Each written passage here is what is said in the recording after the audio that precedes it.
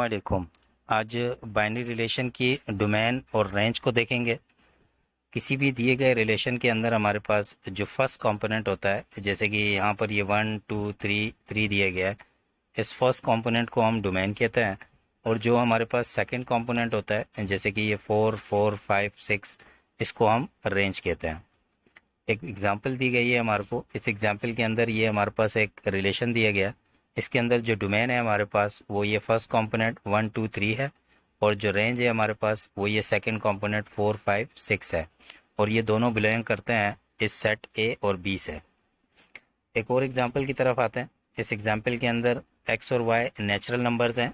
Natural number हमारे पास 1 2 3 इस तरह सो ऑन चलता रहता है। और ये जो इसका रिलेशन है हमारे पास, उसमें ये जो एक्स और वाई है उसका सम हमारे पास 5 के बराबर होना चाहिए। तो इस तरह के रिलेशन को हमने टेबुलर फॉर्म में लिखना है। तो सबसे पहले नेचुरल नंबर का 1 नंबर आता है तो 1 ले लें। तो 1 के साथ अगर हम रेंज 4 लेंगे तो इन दोनों का सम हमारे पास 5 के बराबर आएगा। तो फर्स्ट रिलेशन हमारे पास जो फर्स्ट ऑर्डर पेयर बन रहा है वो 1 4 बन रहा है। इसी तरह 2 ले लें तो 2 के साथ 3 प्लस करना पड़ेगा तो हमारे पास 5 बनेगा। इसी तरह 3 ले लें तो 3 के साथ 2 प्लस करेंगे तो हमारे पास 5 बनेगा। और इसी तरह लास्ट 4 के साथ 1 प्लस करेंगे तो हमारे पास 5 बन जाएगा। अब इसके बाद हम नहीं ले सकते कोई भी रिलेशन, क्योंकि इसके बाद का नंबर हमारे पास 5 है।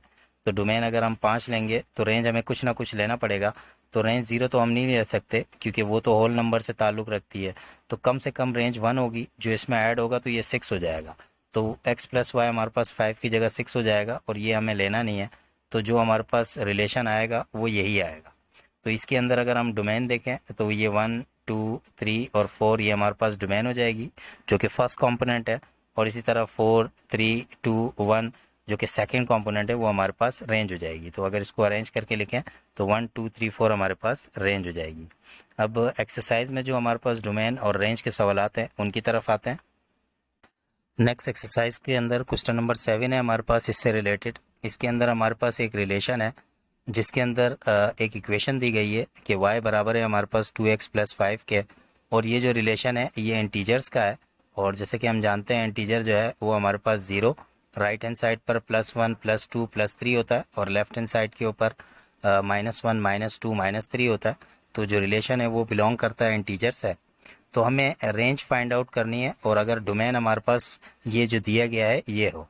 तो जैसे कि हम जानते हैं जो ऑर्डर पेयर का फर्स्ट एलिमेंट जो कि x है वो हमारे पास डोमेन होता है, और सेकंड एलिमेंट जो कि y होता है वो हमारे पास रेंज होता है। तो इस इक्वेशन के अंदर जस्ट x की वैल्यू पुट करते जाएंगे तो हमारे पास इस डोमेन से रेंज आ जाएगी। तो फर्स्ट सवाल की तरफ आते हैं। जो हमारे पास इक्वेशन दी गई है वो y = 2x + 5 है, और जो इसमें डोमेन x की वैल्यू पुट करनी है वो ये पुट करनी है। तो सबसे पहले इसके अंदर x की जगह -2 पुट कर दें। तो ये 2 2 -4 और +1 हमारे पास 1 बच जाएगा। इसी तरह सेकंड दोबारा इसके अंदर ये -1 पुट करें तो ये -2 और +5 +3 बच जाएगा। और इसी तरह थर्ड को पुट करें। थर्ड हमारे पास 0 है, 0 पुट करेंगे तो +5।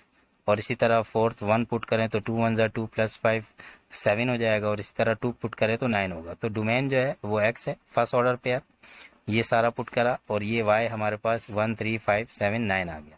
तो इसके लिए एक बना लें।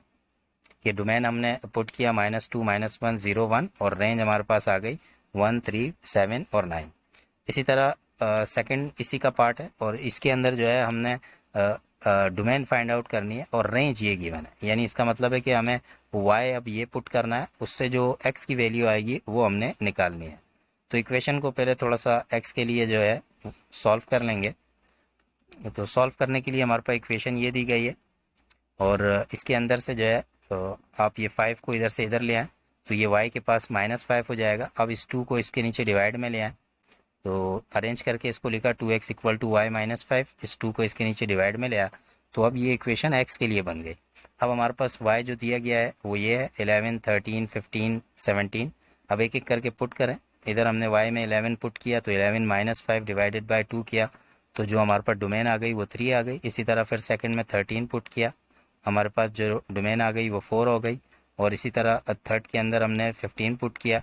15 पुट करने के बाद हमारे पास जो डोमेन आ गई वो 5 आ गई। और लास्ट के अंदर 17 पुट करने पर हमारे पास डोमेन जो है वो 6 आ गई। तो जो हमारे पास डोमेन का आंसर आया वो हमारे पास 3, 4, 5 और 6 आया, और जो रेंज थी हमारे पास वो 11, 13, 15 और 17 थी, जिस पे डोमेन हमारे पास ये आ गई। इसी तरह नेक्स्ट क्वेश्चन की तरफ चलते हैं। नेक्स्ट के अंदर हमारे पास इफ़ एक्स वाई, ये जो ऑर्डर पेयर है वो रिप्रेजेंट कर रहे हैं होल नंबर को, और होल नंबर हम जानते हैं 0, 1, 2, 3, 4 इससे स्टार्ट होता है। तो हमें फाइंड डोमेन एंड रेंज, हमें डोमेन भी फाइंड आउट करनी है और रेंज भी फाइंड आउट करनी है इन फॉलोइंग रिलेशन के। तो सबसे पहले वाले के अंदर आ जाते हैं। इसके अंदर जो ऑर्डर पेयर हमें मालूम करना है, तो इक्वेशन हमारे को ये दी गई है, इसको वाई के लिए सॉल्व कर लेते हैं ताकि हम इसके अंदर डोमेन पुट करें तो हमारे पास रेंज आए। तो y के लिए सॉल्व करें, 3x plus Y equal to 11, और ये 3x इधर से इधर चला जाएगा, -3x हो जाएगा। तो ये y के लिए हमारे पास ये इक्वेशन सॉल्व हो गई।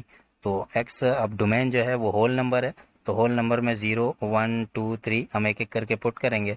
तो सबसे पहले हमने इस x की जगह यहाँ पे 0 पुट किया, तो ये वाली टर्म 0 हो गई, और ये 11 हमारे पास आंसर आ गया। इसी तरह यहाँ पर 1 पुट किया, तो ये 11 - 3 हो गया, जो कि 8 आंसर देगा। और इसी तरह यहाँ पर 2 पुट किया, तो ये 11 - 6 होगा, जिससे 5 हमारे पास रेंज आ जाएगी, और लास्ट के अंदर हमारे पास ये रेंज 2 आ जाएगी। तो जो डोमेन था वो x जो था वो हमने 0, 1, 2, 3 पुट किया, और रेंज जो है वो हमारे पास 2, 4, 8 और 11 आ गई। तो इसको अरेंज करके लिख दिया 2, और ये सॉरी यहाँ पर ये एक मिस्टेक है, ये 4 नहीं है बल्कि 6 - 11 5 है, ये सेट कर दीजिएगा। यहाँ 5 है, देन 8 और देन 11, ये हमारे पास इसकी रेंज आ गई। अब इसके नेक्स्ट पार्ट की तरफ आते हैं।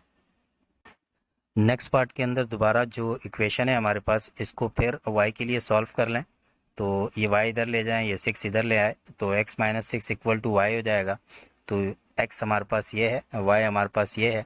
अब x जो है वो होल नंबर है, और जो होल नंबर है वो 0 से स्टार्ट होते हैं, 0, 1, 2, 3। अब मैं यहाँ पर 0 नहीं डाल सकता। क्यों नहीं डाल सकता? अगर मैं इसमें 0 पुट करता हूँ तो जो मेरे पास आंसर आता है वो -6 आता है, और -6 होल नंबर से बिलोंग नहीं करता, तो इसकी ये डोमेन नहीं हो सकती। तो हम क्या करेंगे, इधर ऐसा नंबर डालेंगे जिससे आंसर होल नंबर में आए। तो होल नंबर में लाने के लिए 1 नहीं डाल सकता, 1 भी नहीं डाल सकता, 2 भी नहीं डाल सकता, क्योंकि 2 भी डालूंगा तो 2 - 6 -4 आएगा। इसी तरह 5 तक भी नहीं डाल सकता, क्योंकि 5 डालूंगा तो 5 - 6 हमारे पास आंसर जो आएगा वो -1 आएगा, और -1 होल नंबर से तो बिलोंग नहीं करता। तो कम से कम 0 आंसर आना चाहिए उसके बाद। तो जो पहली डोमेन हम डालेंगे वो 6 डालेंगे। तो जब यहाँ 6 डालेंगे तो 6 - 6 0 होगा, तो ये बिल्कुल सही होगा, क्योंकि 0 जो है वो होल नंबर से बिलोंग करता है। तो इसी तरह अब आगे बढ़ते जाएं, 7 पुट कर दें, 7 - 6 आपके पास 1 हो जाएगा, और ये भी बिलोंग करता है। इसी तरह यहाँ पर 8 डाल दें तो यहाँ 2 हो जाएगा, इसी तरह 9 डाल दें तो यहाँ पर 3 हो जाएगा। तो डोमेन जो है वो हमारे पास 6, 7, 8, 9 आ गई, और रेंज जो है वो हमारे पास 0, 1, 2, 3 आ गई। तो उम्मीद है कि आपको ये डोमेन और रेंज का कंसेप्ट समझ में आ गया होगा। अस्सलामु अलैकुम।